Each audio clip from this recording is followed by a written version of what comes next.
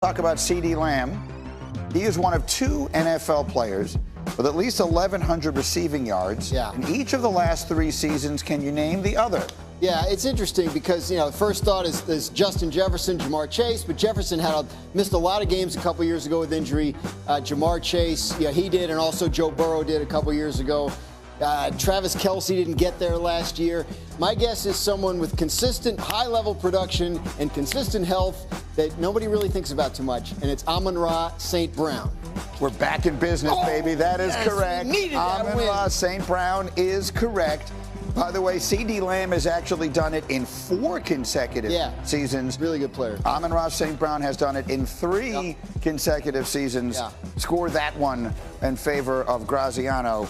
24-14, so he's up the touchdown and the field goal. Now, according to ESPN Bet Sportsbook, the 4 most popular NFL win total over bets are the Bears over 8.5, the Patriots over 8.5, which I'll admit surprises me, the Lions over 10.5, and the Cowboys over 7.5. The public loves all of those teams to improve substantially from last year. So let's run them quickly here if we can. Lewis, the Bears finished with 5 wins last year. The total is 8.5. Are you convinced they're going to win 9 games this season?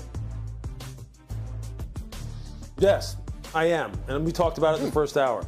I think the offensive line is markedly improved. I think the wide receiver core, starting from the inside out, from tight end to slot out to wide receiver positions, is markedly improved. I think the defense under Dennis Allen is going to look. Dennis Allen's one of the best teachers of defense in the NFL, and Ben Johnson will put it all together. And Caleb Williams, we will start comparing him to Jayden Daniels this year on an even playing field. I think they do win 8.5 or more this year for sure. Graz, the one that surprises me, the Patriots were 4-13 last year.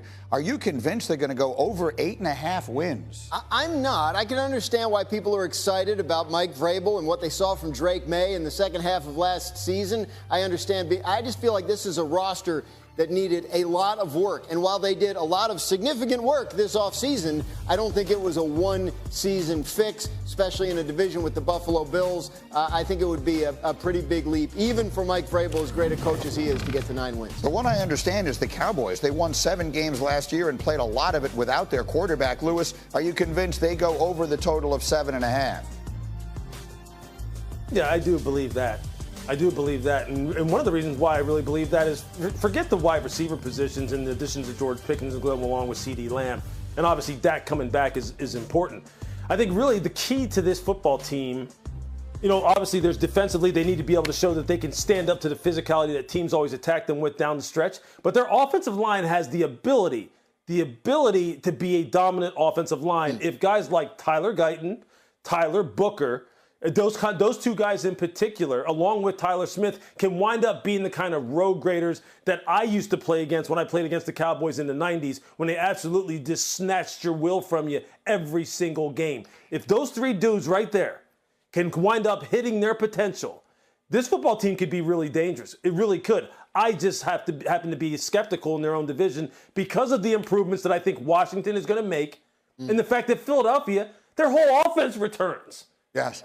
So you tell me what really, why we're knocking them down. I didn't realize how many guys on the Dallas offensive line were named Tyler. Yeah, they got a lot of high draft picks named Tyler who play offensive line. But it is a fella named George that has got a lot of people talking right now. Dak Prescott, the quarterback, talking about the challenge of keeping George Pickens and CeeDee Lamb satisfied with their targets each week. Here's what he said. Those are 2 unselfish guys, and truly they want to win. And when you're not winning and you're not getting the ball, trust me, I understand the frustration. So I'm never going to be mad at them for frustrating about wanting to win and wanting the ball.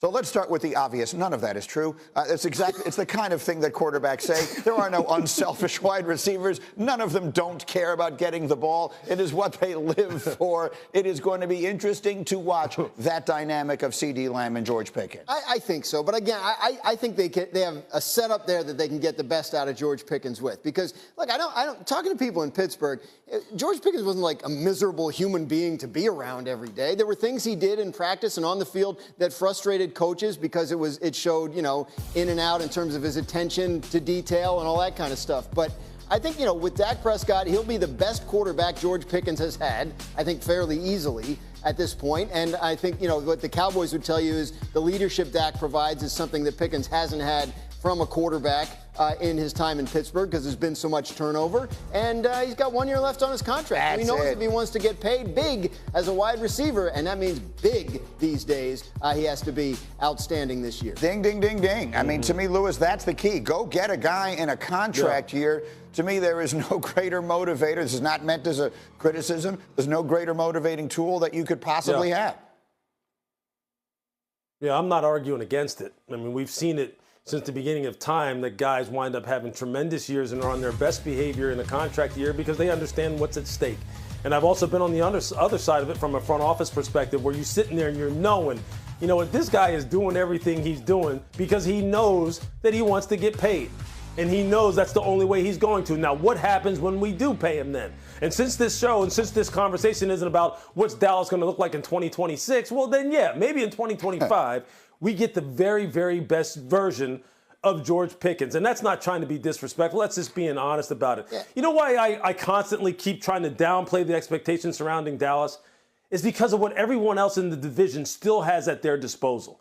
In particular, Washington. And the improvements that they're making. And let's not forget about Jayden Daniels. Let's not forget that this guy is the caliber of player that really is getting the kind of talk surrounding him that Patrick Mahomes got when he was a rookie, when he had his first year starting. He's having that kind of impact on this football team, and we can't discount that.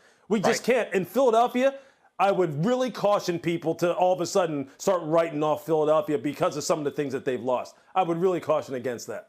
Yeah, I mean, there's no reason to write off Philadelphia except the 21 years of history that says they can't win the division 2 years in a row. But other than that, they should be a very good team. The Washington Commanders, very good team. But again, Pickens, by the way, George Pickens, I want to make the point, he's 24 years old. Yeah. Like not a finished product. There still could be learning and maturing to be done there. But Dallas, I think, getting Dak Prescott back, he missed half of the season, and they still won 7 games. He makes a huge, huge difference for that team. Can't believe I'm saying this, but we're not paying enough attention to the Cowboys.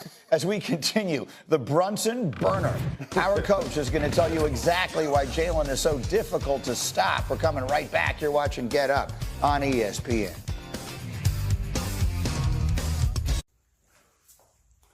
Hello, xin chào tất cả các bạn nha. Mình sẽ giới thiệu cho các bạn về kênh của mình và những video của mình cho các bạn biết được là kênh của mình làm video sáng tạo nội dung về chủ đề gì. Video của mình sẽ làm xuyên suốt về chủ đề cắt dán này, mình sẽ cắt dán những sản phẩm như thế này cho các bạn xem. Còn đây là những sản phẩm mình đã hoàn thiện rồi.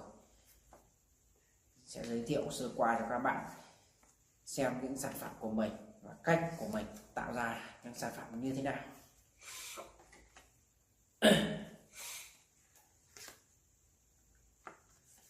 Và để tạo ra được những sản phẩm đa dạng màu sắc như thế này